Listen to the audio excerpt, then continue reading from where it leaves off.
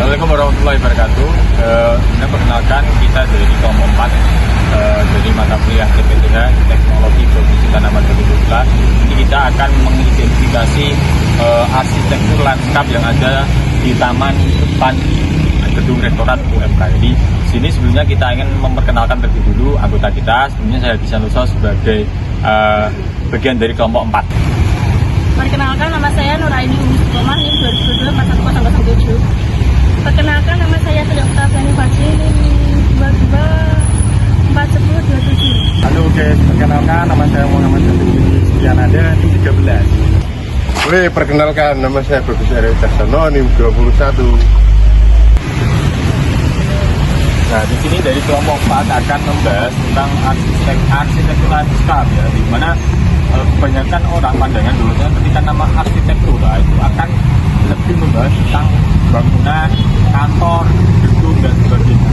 Padahal di lingkungan luar dari bangunan tersebut itu ada aspek yang harus diperhatikan. Dan aspek tersebut akan lebih bernilai ketika direncanakan dengan menggunakan sistem arsitektur lanskap. Dan di sini pengertian dari arsitektur lanskap adalah seni menggabungkan, merencanakan dan menggabungkan beberapa elemen menjadi satu kesatuan, yang dimana tersebut kesatuan tersebut membutuhkan menghasilkan suatu estetika, menghasilkan suatu seni, dimana itu akan menghasilkan kepuasan sendiri terhadap siapa nanti yang melihat arsitektur lanskap tersebut.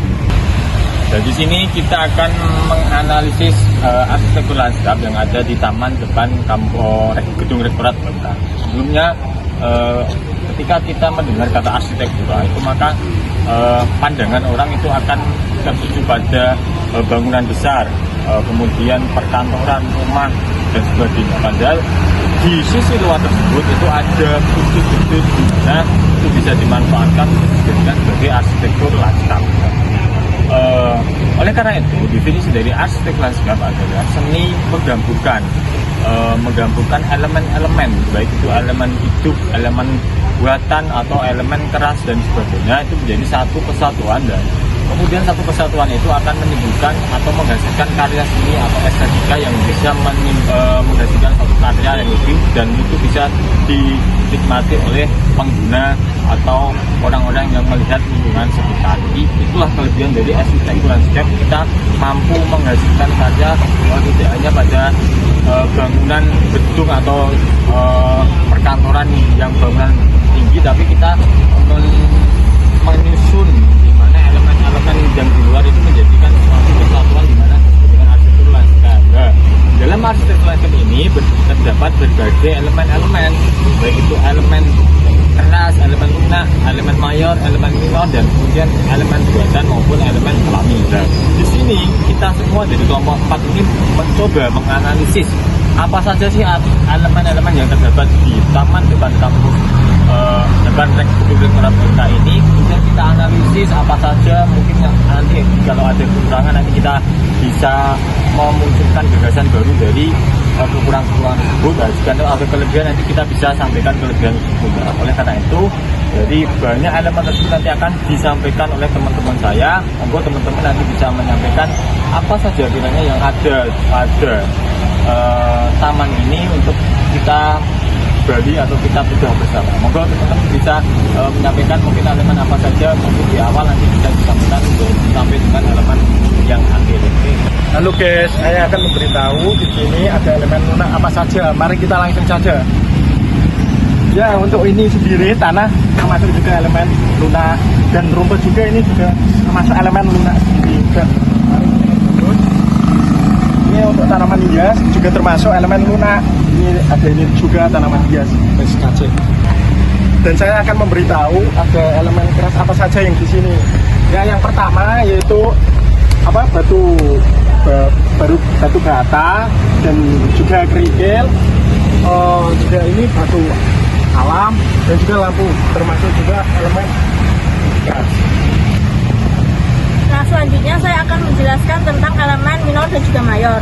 Pengertian dari elemen minor sendiri sendiri adalah elemen yang mudah diubah keberadaan atau tempatnya. Contoh dari tanaman ini sendiri yaitu seperti rumput atau tanaman hias seperti di sana, dan juga batu-batuan, batu kerikil, batu besar maupun dari batu bata. Sedangkan untuk elemen mayor adalah elemen yang sulit untuk diubah keberadaannya, seperti di belakang ini ada pagar tembok yang besar, itu sulit diubah keberadaannya, dan di sebelah sana ada tiang bendera yang juga sulit diubah keberadaannya. Saya akan menjelaskan elemen asli. Elemen asli itu adalah elemen yang dari alam. Contohnya seperti rumput, tanah, tanaman hias, batu kerikil, dan untuk elemen buatan itu dibuat oleh manusia seperti batu bata dan batu alam. Oke kawan-kawan, saya menjelaskan kekurangan dari taman ini. Menurut saya pribadi, taman ini kurangnya dari segi tata kelola letak. Menurut saya ini kurang cocok disebabkan oleh banyaknya tanaman di sana yang amburadul, dan menurut saya kurang cocok dan tidak pas di dalam sana. Oke, berdasarkan dari penyampaian beberapa elemen tadi yang disampaikan teman-teman, secara sepintas sebenarnya taman ini secara arsitektur landscape-nya sudah cukup baik.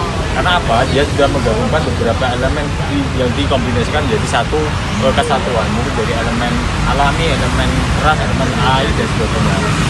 Salah satu kemudian lagi juga adalah sebenarnya dia sudah menggunakan atau memanfaatkan pagar, teman-teman. Pagar itu dijadikan background sebagai tempat arsitektur. Jadi keberadaan pagar ini tidak hanya sebatas batasan dari suatu area, tapi juga dimanfaatkan sebagai arsitektur. Mungkin dari beberapa yang telah disampaikan tadi, ada beberapa catatan atau saran bahwasanya ketika tempat ini arsitektur di sini kita bisa tambahkan elemen air, mungkin di sini di tengah-tengah sini itu akan menghasilkan suatu estetika yang lebih, dimana ketika ada elemen air di situ dan kemudian misal ada tamu dari sana datang ke sini, ada ketertarikan untuk melihat taman ini. Jadi adanya elemen air yang muncul dari bawah ke atas seperti air mancur itu akan membuat ketertarikan lebih nanti dari tamu dari UMKM ini untuk bisa melihat tanaman ini, melihat area taman ini. Kalau ini hanya sedikit sebatas gini saja, orang lewat kelihatannya tidak tertarik untuk melihat tempat atau arsitektur landscape ini.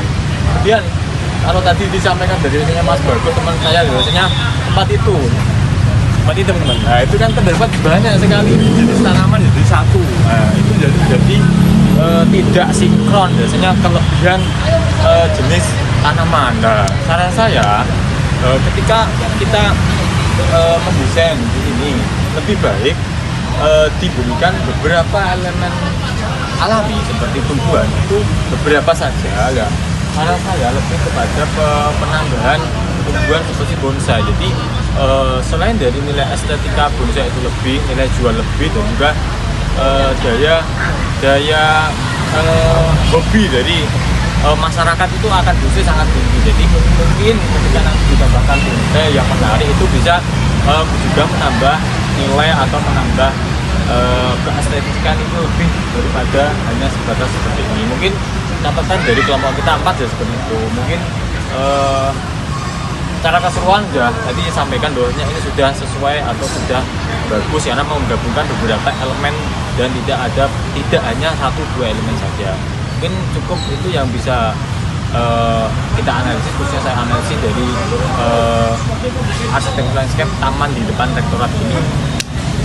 Sekian dari kelompok 4, saya mengucapkan terima kasih. Apa pertama Kak? Keren.